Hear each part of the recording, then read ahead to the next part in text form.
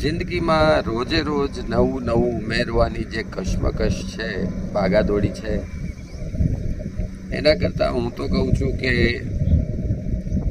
જે છે એમાંથી શું શું છોડવું એ જો તમને ખબર પડી જાય તો જીવન ઘણું સહજ સરળ અને હળવું થઈ જાય અને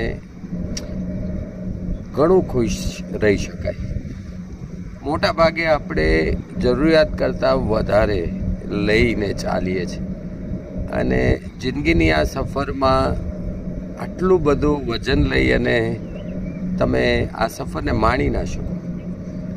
તો હું તો આપ સૌને જ રિક્વેસ્ટ કરું કે નવું મેળવવાની માથાકૂટ છોડો અને થોડું જે છે એમાંથી ઓછું કરવાની, એટલે કે થોડા હળવા થવાની, ઘણું બધું છોડવાની જરૂર છે.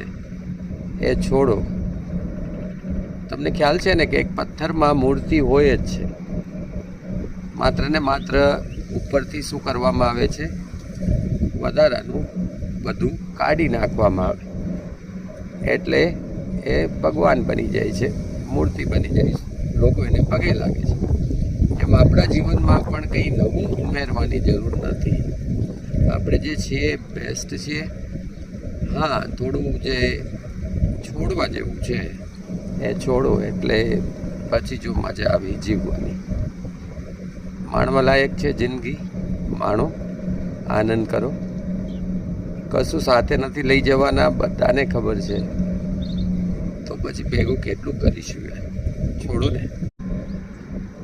જિંદગીમાં રોજે રોજ નવું નવું ઉમેરવાની જે કશમકશ છે, ભાગાદોડી છે, એના કરતાં હું તો કહું છું કે જે છે એમાંથી શું શું છોડવું એ જો તમને ખબર પડી જાય તો જીવન ઘણું સહજ સરળ અને હળવું થઈ જાય અને